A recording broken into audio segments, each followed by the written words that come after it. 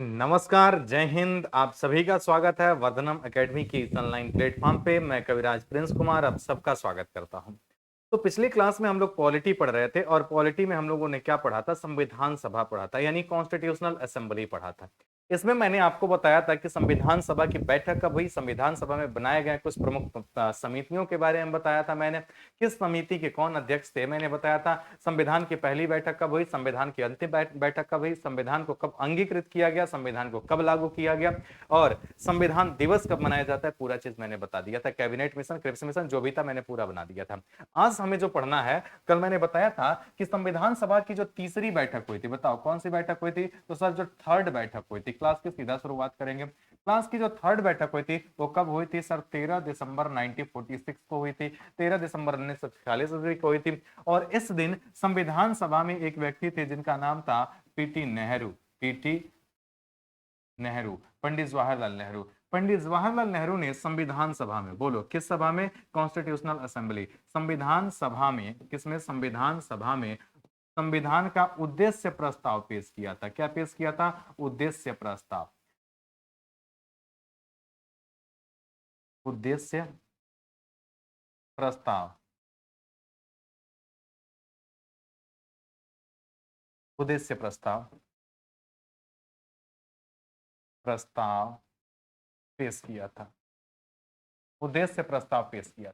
अभी उद्देश्य प्रस्ताव क्या था?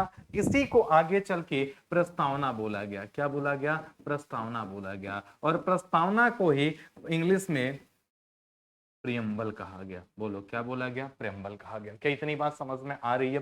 तो संविधान सभा में 23 दिसंबर 1946 देखो 1946 को एक व्यक्ति बैठे थे जिनका नाम था पंडित जवाहरलाल नेहरू। पंडित जवाहरलाल नेहरू प्रेजेंटेड प्रियम्बल इन कॉन्स्टिट्यूशनल असेंबली। पंडित जवाहरलाल नेहरू ने संविधान सभा में उद्देश्य प्रस्ताव पेश किया था। अभी क्या था उद्देश्य प्रस्ताव? तो सर अगर कहते हैं कि संविधान का आदर्श, बोले संविधान का क्या आदर्श, या संविधान को एक झलक देखना हो, एक झलक देखना हो, तो हम किसको पढ़ लें? तो सर हमें पढ़ लेना है, किसको पढ़ लेना है? संविधान का प्रस्तावना। प्रस्तावना पढ़ लोगे तो क्लियर हो जाएगा हमारी संविधान किसकी बात करता है, हमारे संविधान में किस किस चीज की बात बोली गई है, क्या आजादी है क्या नहीं है, कैसी न्याय व्यवस्था है, सारी चीज की चर्चा हम किसमें करेंगे? प्रस्तावना में करेंगे। प्रस्तावना इतना लाजवाब तरीके से आपको समझ में आएगा। प्रस्तावना से क्वेश्चन जो पूछे जाते हैं, प्रस्तावना में अभी तक संशोधन हुआ कि नहीं हुआ, हुआ तो कितनी बार हुआ, प्रस्तावना को लेकर के जो केस आए थे, महत्वपूर्ण विवाद जो हुए थे, ये बताइए। प्रस्तावना में कौन सा शब्द बाद में जोड़े गए हैं, समझ गए? प्रस्तावना में क्या क्या वर्ड है, ये सारी चीजें मैं आपको क्लियर कर दे रहा हूँ। ठीक है, आ जाओ, ये प्रस्तावना की मैं बात करता हूँ। प्रस्तावना की अगर मैं बात करूं तो प्रस्तावना पंडित जवाहरलाल नेहरू ने पेश किया था। प्रस्तावना को हम तीन भाग में बांट के पढ़ेंगे। बोलो कितने भाग में प्रस्तावना को? तो सर प्रस्तावना को तीन भाग में, प्रियम्बल। कितने भाग में बांटते हैं? तो सर इसको हम बांट देते हैं तीन भाग में, ध्यान से समझना। पहला है स्रोत। प्रस्तावना का पहला क्या है? स्रोत।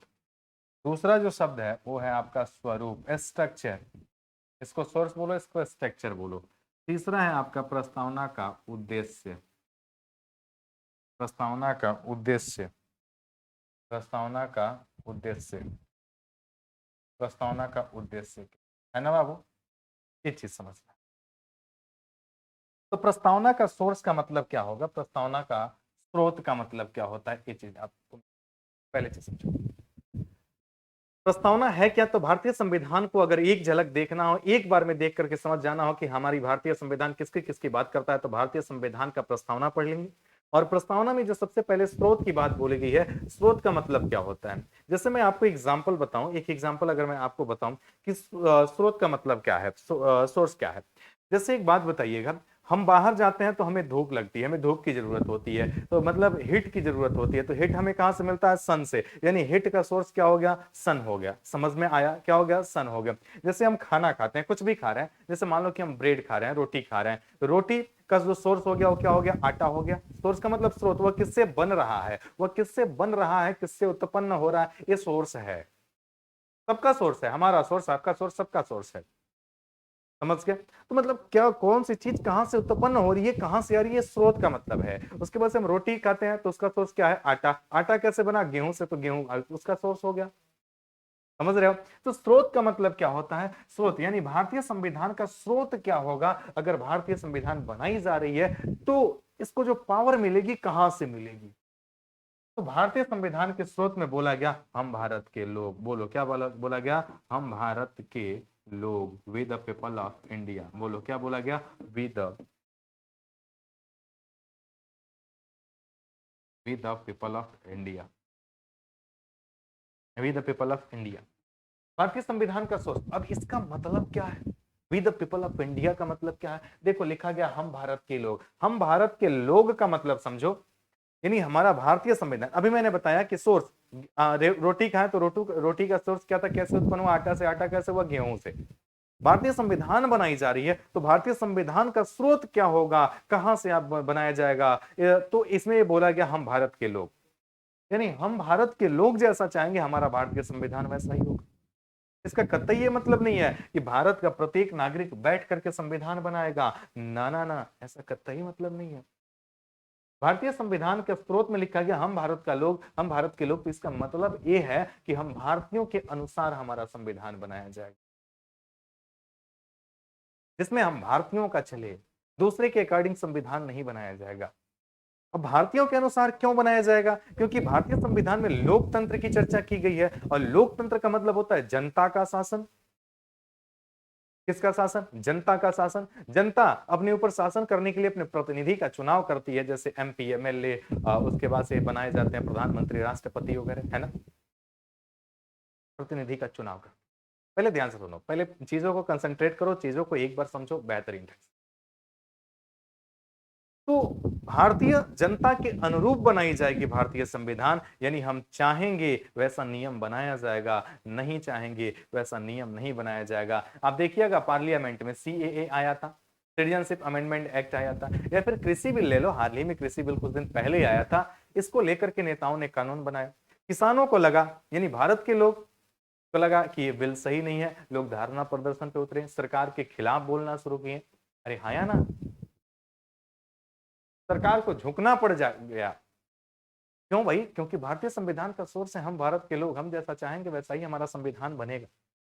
समझ गए? तो दूसरी चीज यहां से क्वेश्चन पूछी जाती है कि भारतीय संविधान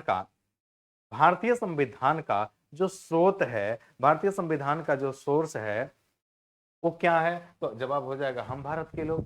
दूसरी क्वेश्चन, भारतीय संविधान में जो पहला लाइन लिखा है वो क्या लिखा है? हम भारत के लोग। जैसे आप कोई किताब खरीद के ला रहे हो, पेज पलटो तो पहला लाइन कुछ ना कुछ लिखा होगा कि नहीं लिखा होगा?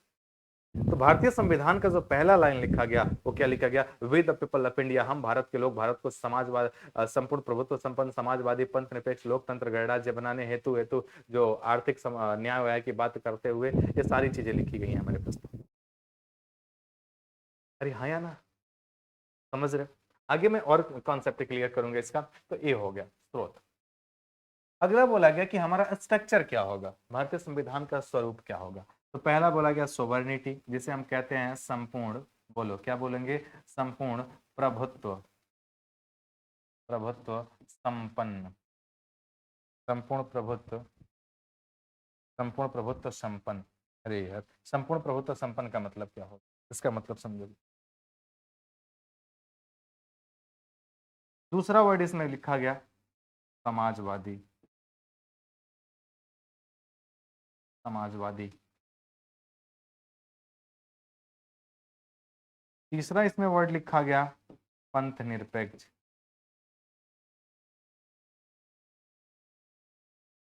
चौथा इसमें शब्द लिखा गया लोकतंत्रात्मक। इंग्लिश में भी बोलूंगा, घबराना नहीं। पांचवा क्या है? गणराज्य। इसको बोलते हैं सोवेरेनिटी, इसको बोलेंगे सोशलिस्ट, समाजवादी। पंथ निरपेक्ष, सेकुलर, सेकुलर। इसको डेमोक्रेटिक, इसको रिपब्लिक। Democratic Republic. मतलब एक को बोलते हैं सोवरिन, को बोलते हैं संपूर्ण प्रभुत्व संपन्न, समाजवादी को सोशलिस्ट, पंथ निरपेक्ष को सेकुलर, लोकतंत्र को डेमोक्रेटिक और गणराज्य को क्या बोलते हैं, रिपब्लिक बोलते हैं। अब आइए एक एक वर्ड को हम आराम से आपको समझा देते हैं, एक एक वर्ड को बड़ी प्यार से समझा देते हैं। जैसे संपूर्ण प्रभुत्व संपन्न का मतलब क्या है, सोशलिस्ट का मतलब क्या है, उसके बाद से सेकुलरिज्म का मतलब क्या है, डेमोक्रेटिक किसे कहते हैं, रिपब्लिक किसे कहते हैं, ये पूरा कॉन्सेप्ट हम क्लियर करेंगे। समझ रहे हो? लेकिन उससे पहले मैं आपको कुछ और भी बात बता दूं, आप पहले लिख लो। हमारा संविधान में किस उद्देश्य की बात बोली गई है, उद्देश्य क्या है संविधान का? तो पहला है इसमें न्याय, जिसे जस्टिस बोला गया। न्याय भी कितने तरीके का मैं आगे बताऊंगा। दूसरा बोला गया है स्वतंत्रता, न्याय, स्वतंत्रता। तीसरा पॉइंट है समानता, इक्वलिटी। चौथा पॉइंट है व्यक्ति की गरिमा, व्यक्ति की गरिमा, व्यक्ति की गरिमा। और पांचवा पॉइंट है बाबू, जिसे हम कहते हैं बंधुता या अखंडता, अखंडता। इसी को कहते हैं राष्ट्र की एकता। बोलो क्या कहते हैं, राष्ट्र की एकता। इसको नोट कर लेना। ये हमारा पूरा प्रस्तावना मैंने आपको आपके सामने बना दिया, समझ गए? पूरा मैंने ये आपके सामने बना दिया है। अब थोड़ा सा एक चीज पे ध्यान देना मेरे बच्चे, एक चीज पे ध्यान देना है, और वो चीज क्या है मैं बता रहा हूं।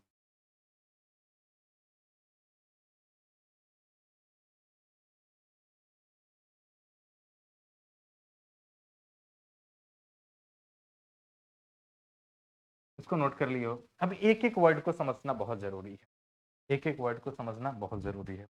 आ जाओ एक एक वर्ड। भाई सोर्स तो समझ गए, सोर्स के बाद से पहला इसमें जो शब्द लिखा था वो भी स्वरूप में, किसमें, स्ट्रक्चर में। उसमें पहला वर्ड लिखा था संपूर्ण। बोलो क्या लिखा था, संपूर्ण प्रभुत्व, प्रभुत्व संपन्न।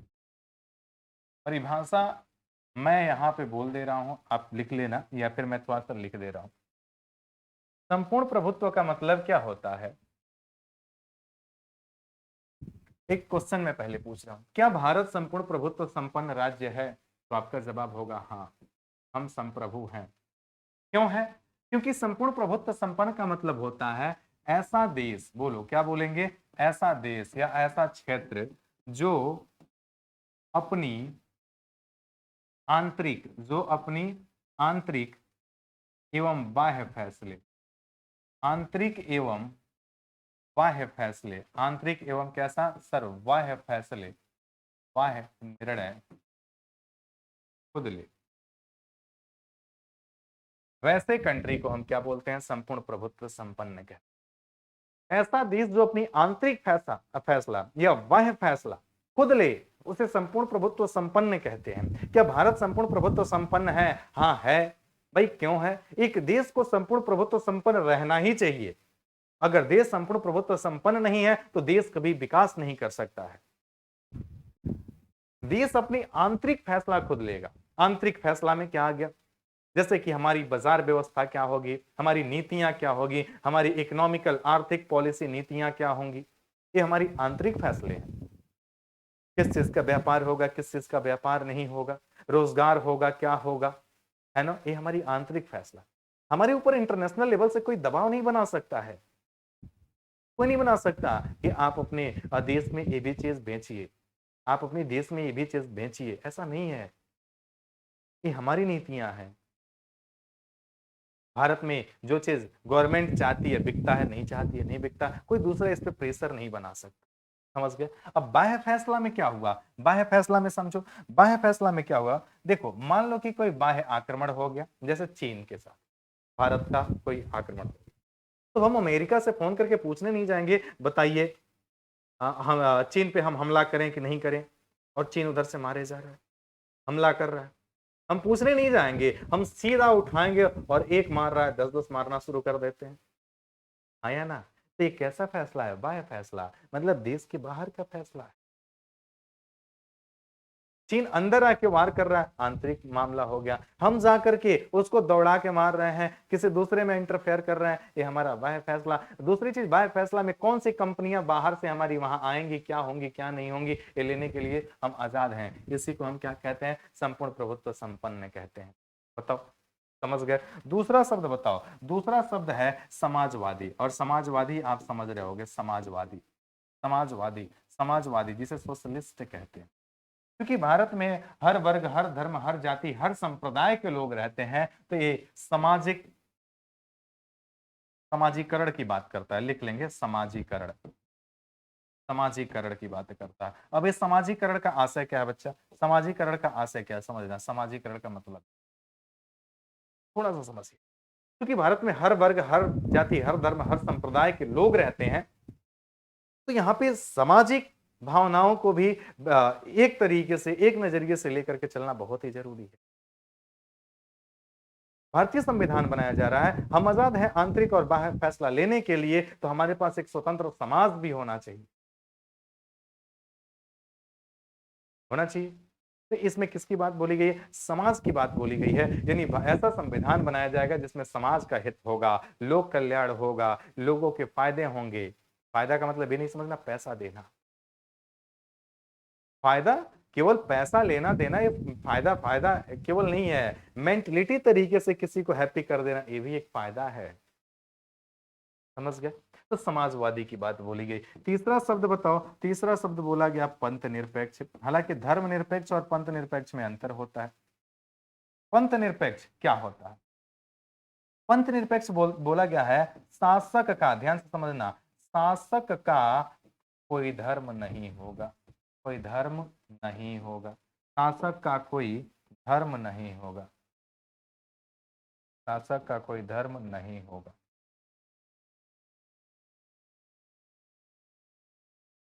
रूलर्स हैज नो रिलीजन, मतलब समझो, शासक का कोई धर्म नहीं होगा। ये क्या मतलब है? इसका मतलब क्या है कि जो शासक बनेगा वो नास्तिक संप्रदाय से आता हो, जो किसी धर्म को ना मानता हो? नहीं नहीं, ऐसा कोई कतई मतलब नहीं है।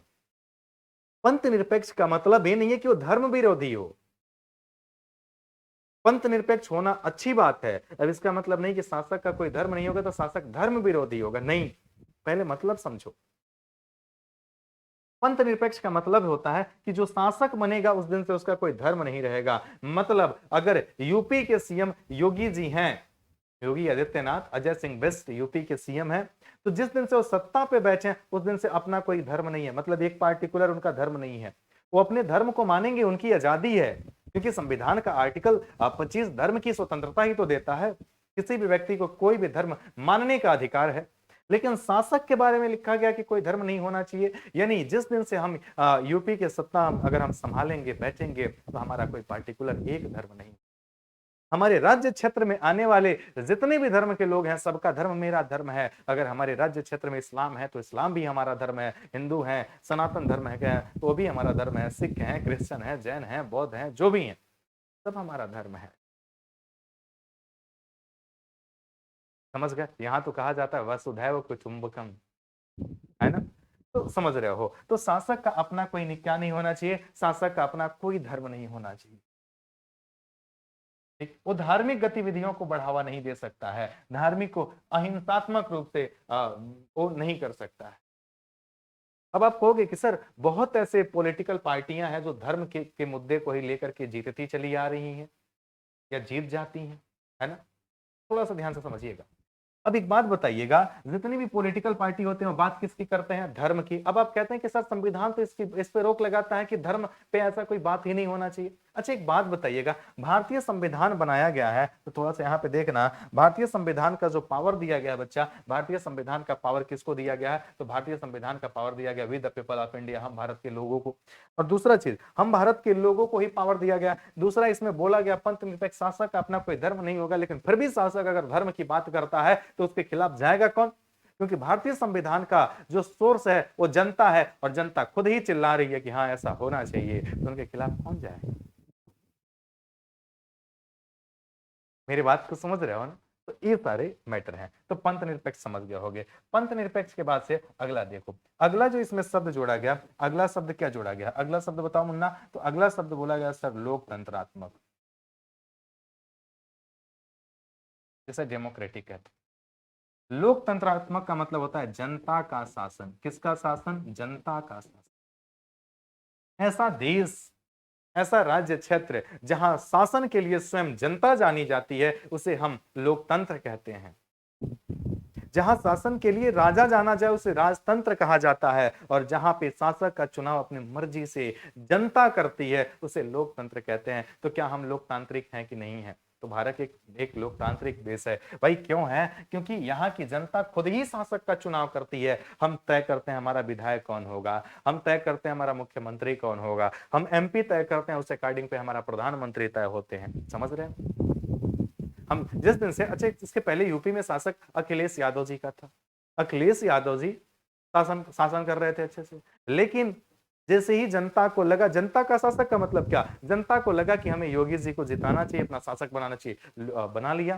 भारतीय जनता पार्टी जीती और वहां पे बताइए एक शासक के रूप में बैठ गए। समझ रहे हो? तो लोकतंत्र का मतलब होता है जनता। जिस दिन जनता का दिमाग घुमा, फिर दूसरे को बिठा देगा, तीसरे को बिठा देगा। यानी नेताओं के हाथ में कुछ नहीं है।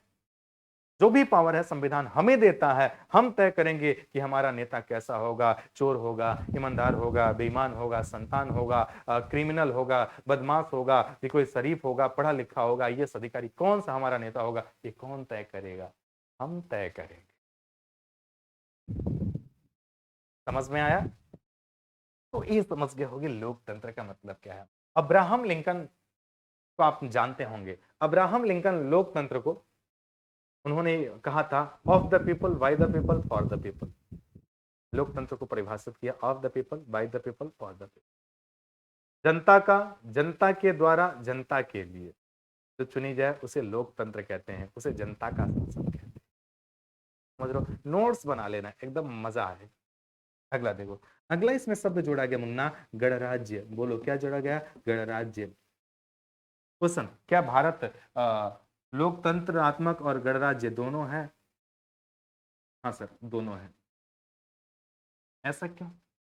क्योंकि गणराज्य का मतलब क्या होता है कि यहाँ की शासन व्यवस्था, बताओ कौन सी व्यवस्था बाबू? शासन व्यवस्था। आप अपने तरीके से लिखना, शासन व्यवस्था वंशानुगत, वंशानुगत नहीं होंगी। शासन व्यवस्था वंशानुगत नहीं। शासन व्यवस्था कैसा नहीं होंगी? वंशानुगत, वंशानुगत, वंशानुगत नहीं होंगी, है ना बाबू? अभी वंशानुगत का मतलब क्या होता है? आपने मुगल वंश सुना, सबसे पहले बाबर आया, हुमायूं, अकबर, जहांगीर। मतलब क्या चल रहा है? पीढ़ी दर पीढ़ी शासन चल रहा है। अकबर के बाद से अगर उसका बेटा हुमायूं है, सॉरी अकबर, बाबर के बाद से उसका बेटा हुमायूं है तो हुमायूं गद्दी पे बैठा। हुमायूं के बाद से उसका बेटा अकबर है, अकबर गद्दी पे बैठेगा। अकबर के बाद से उसका बेटा जहांगीर है, जहांगीर गद्दी पे बैठेगा। शाहजहां बैठेंगे, औरंगजेब बैठेगा।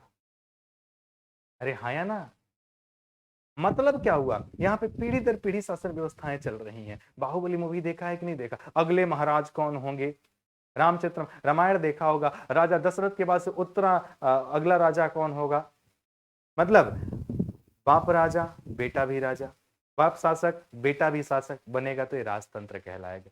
लेकिन पिता शासक है, बेटा शासक बने कि ना बने ये जनता पे डिपेंड करेगा। इसीलिए कौन सा तंत्र बोला गया? लोकतंत्र बोला गया। तो यहाँ पे गणराज्य क्या है? वंशानुगत शासन व्यवस्था पे रोक लगाता है कि वंशानुगत रूप से शासन व्यवस्थाएं नहीं चलेंगी। हम आपको चुन के भेज रहे हैं कितने साल के लिए? 5 साल के लिए। ऐसा नहीं है कि अगर आपके पिताजी मुख्यमंत्री बन जाए तो आप भी मुख्यमंत्री बन जाएंगे, नहीं।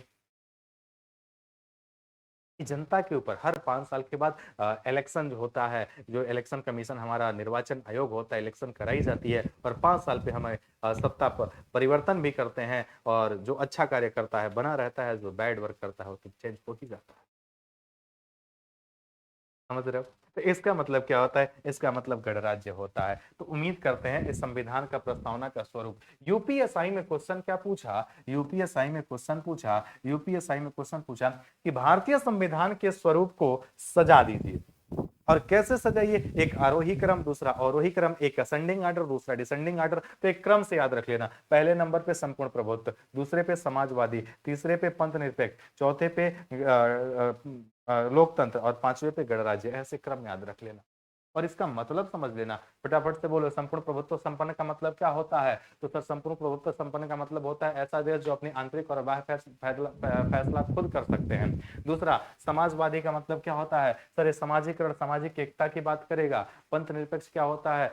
तो सर शासक का अपना कोई धर्म नहीं होगा, जनता का धर्म ही शासक का धर्म है। लोकतंत्र का मतलब क्या होता है? जनता का शासन। और गणराज्य का मतलब होता है वंशानुगत शासन पे रोक लगाता है। ये क्लियर हो, तो ये हमारे संविधान के प्रस्तावना का स्वरूप था। दूसरा, इसमें सर संविधान के प्रस्तावना का उद्देश्य क्या है? सर उद्देश्य क्या है? उद्देश्य, उद्देश्य संविधान के प्रस्तावना का उद्देश्य क्या है? हेडिंग डालेंगे, संविधान के प्रस्तावना का उद्देश्य क्या है। तो उद्देश्य क्या है? तो सबसे पहले इसमें बात बोली गई है न्याय की। किसकी बात बोली गई है मुन्ना? न्याय की।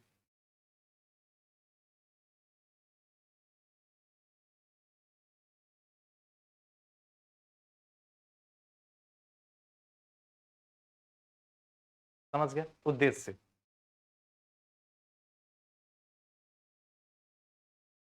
उद्देश्य में पहला जो उद्देश्य बोला गया है मुन्ना, वो पहला बोला गया है सर, पहला उद्देश्य है न्याय मिलने, जस्टिस की बात बोली। न्याय, और न्याय में कितने तरीके का न्याय? तो सर तीन तरीके का। पहला है सामाजिक न्याय। पहला क्या है सर? सामाजिक न्याय, सोशल जस्टिस। दूसरा है सर आर्थिक न्याय, इकोनॉमिकल जस्टिस, आर्थिक न्याय। तीसरा है सर पॉलिटिकल जस्टिस, जिसे राजनैतिक न्याय बोलो, राजनैतिक या राजनीतिक। भाई भारतीय लोगों को न्याय नहीं मिल रहा था, संविधान बनाया जा रहा है, तो भारतीयों को न्याय चाहिए कि नहीं चाहिए? तो ये न्याय की बात बोल। क्वेश्चन पूछेगा कि भारतीय संविधान के प्रस्तावना के उद्देश्य में कितने तरीके की न्याय की बात बोली गई है? Three types. कितने टाइप? तीन प्रकार के न्याय। कितने प्रकार के न्याय? तीन। क्वेश्चन आपसे विकल्प में दे देगा कि भारतीय संविधान का प्रस्तावना किस न्याय की बात नहीं करता है? तो सर इसमें धार्मिक न्याय की बात है क्या? नहीं। चौथा विकल्प दे देगा धार्मिक न्याय, तो धार्मिक न्याय की बात नहीं करता है। ये सामाजिक की बात करता है, आर्थिक की बात करता है, राजनैतिक की बात करता है, ये लैंगिक न्याय की भी बात नहीं करता है। तीन याद रखना। लैंगिक न्याय मतलब मेल और फीमेल। समझ गए? दूसरा इसमें बात बोली गई मुन्ना, बताओ दूसरा क्या बोली गई? तो सर दूसरा बोली गई स्वतंत्रता, न्याय होना चाहिए, स्वतंत्रता होनी चाहिए। दूसरा क्या होना चाहिए? सर स्वतंत्रता होनी चाहिए। अब दूसरा जो स्वतंत्रता होनी चाहिए, क्या हम स्वतंत्र हैं? बिल्कुल स्वतंत्र हैं। भाई स्वतंत्र हैं कि नहीं है? हम क्या पहने, क्या खाएं, किससे बोलें, किससे बात करें, ये हमारी आजादी है। हम किससे पढ़ना चाहते हैं, ये हमारी आजादी है। अगर आपको रोटी खाने का मन नहीं कर रहा है, ना खाओ, ये आपकी आजादी है। तो स्वतंत्र हैं हम। इस स्वतंत्रता की बात बोला। किसकी बात बोला? हमारा संविधान का उद्देश्य है कि लोगों को क्या मिलना चाहिए? स्वतंत्रता मिलनी चाहिए। जब स्वतंत्रता मिलेगी, अगला पॉइंट है समानता। अगला पॉइंट क्या है? समानता। जिसे हम क्या कहते हैं? इक्वलिटी। इसको फ्रीडम बोल दो, इसको इक्वलिटी बोल दो। इसको फ्रीडम बोल दो और इसको क्या बोलोगे? इक्वलिटी बोल दो। अब समानता का मतलब क्या है? प्रत्येक व्यक्ति, प्रत्येक व्यक्ति एक जैसा है। प्रत्येक व्यक्ति एक जैसा। अब एक जैसा का मतलब ये मत समझ लेना कि सर एक जैसा कहाँ है? कोई अमीर है, कोई गरीब है, कोई गोरा है, कोई काला है, कोई छोटा है, कोई बड़ा है, कोई बुद्धिमान है, कोई बेवकूफ है, ऐसा नहीं है।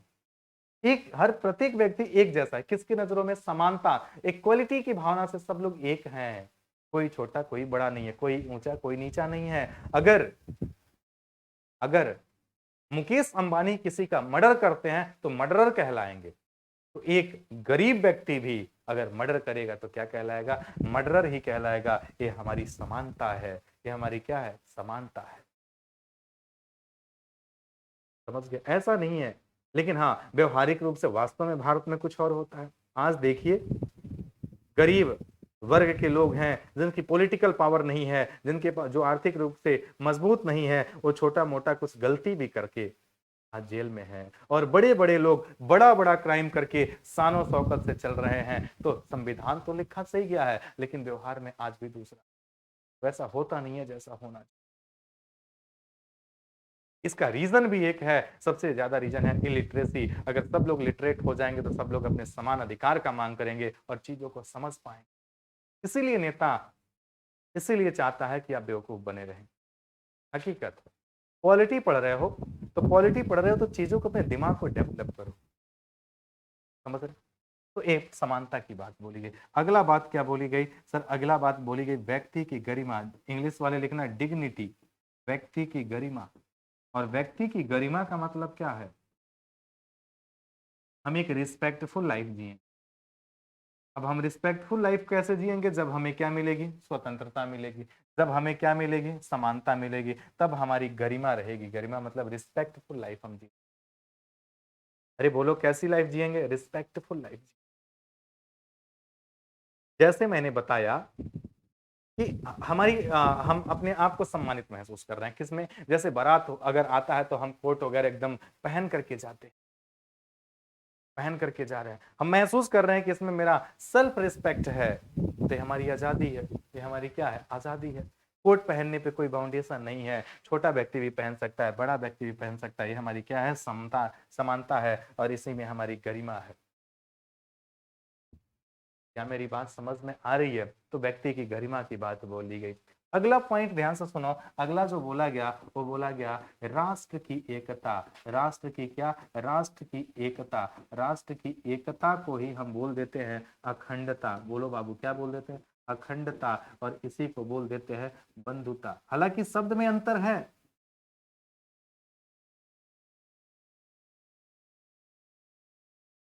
संविधान बनाने का उद्देश्य है कि राष्ट्र में एकता होना चाहिए, राष्ट्र कभी खंडित नहीं होना चाहिए, और लोगों में भाईचारा का भावना होना चाहिए। लोगों में किसका? तो सर भाईचारे, बंधुता, ब्रदरनिटी का भावना। तो ये रहा हमारा संविधान का प्रस्तावना। क्या इतनी बात समझ में आई? लेकिन प्रस्तावना को लेकर के दो विवाद भी हैं, मैं वो भी बता रहा हूं। इतना पहले नोट करो।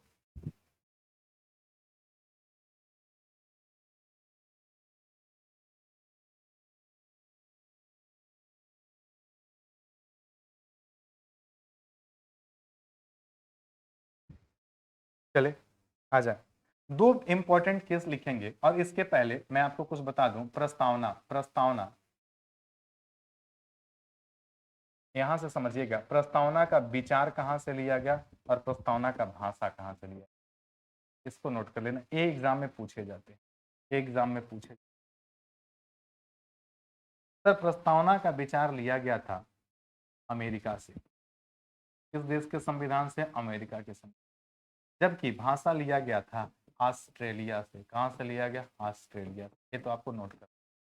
क्वेश्चन पूछते हैं कि भारतीय संविधान के प्रस्तावना में भाषा कहां से लिए गए हैं? किस देश के संविधान से लिए गए हैं? ऑस्ट्रेलिया से। विचार कहां से लिए गए हैं? अमेरिका से। प्रस्तावना को लेकर के जो केस आए थे, केस वो समझिएगा। 1960 ईस्वी में एक केस आता है जिसका नाम है री वेरुवरी। री वेरुवरी केस। अभी केस आते क्यों है पहला ये समझिए। केस का मतलब विवाद होता है। और इस केस में क्या बोला गया? ये जो केस था, इस केस में मुद्दा चल रहा था कि जो हमारा प्रस्तावना है, जो बताओ हमारा जो क्या है प्रस्तावना है, प्रस्तावना में संशोधन हो सकता है कि नहीं? प्रस्तावना में संशोधन हो सकता है कि नहीं? तो प्रस्तावना में संशोधन हो सकता है कि नहीं? रीवेरी केस जो आया 1960 ईस्वी में, ये देखो पहले चीज तो संविधान से संबंधित कोई भी मामला होगा तो सुप्रीम कोर्ट में देखा जाएगा। किस कोर्ट में देखा जाएगा? Supreme court. हाई कोर्ट में नहीं आएगा। संविधान को लेकर के कोई बवाल उत्पन्न होता है, जैसे अभी इंडिया भारत चल रहा है, इंडिया भारत, इंडिया भारत, ये मामला कहाँ पे देखा जाएगा? नहीं समझ में आएगा तो ज्यादा होगा तो सुप्रीम कोर्ट में। प्रस्तावना को लेकर के एक विवाद हुआ कि क्या प्रस्तावना संविधान का भाग है? Is preamble a part of constitution और नॉट? क्या प्रस्तावना संविधान का भाग है कि नहीं है? तो 1960 ईस्वी में जो केस गया, इसमें सुप्रीम कोर्ट कहा, किसने कहा? सुप्रीम कोर्ट ने कहा कि प्रस्तावना, क्या कहा? कि प्रस्तावना संविधान का भाग नहीं है। किसका भाग नहीं है? संविधान का भाग नहीं है। संविधान का भाग नहीं है। अतः इसमें संशोधन नहीं कर सकते, अतः इसमें संशोधन नहीं कर सकते, संशोधन नहीं कर सकते। क्या हुआ? सुप्रीम कोर्ट ने कहा preamble is not part of constitution, so we can not amendment in it, अतः हम इसमें कोई संशोधन नहीं कर सकते हैं। तो एक केस याद रखना, रिवेरुवरी। दूसरा जो केस आया था, दूसरा जो केस आया वो बहुत ही इंपॉर्टेंट केस है, केशवानंद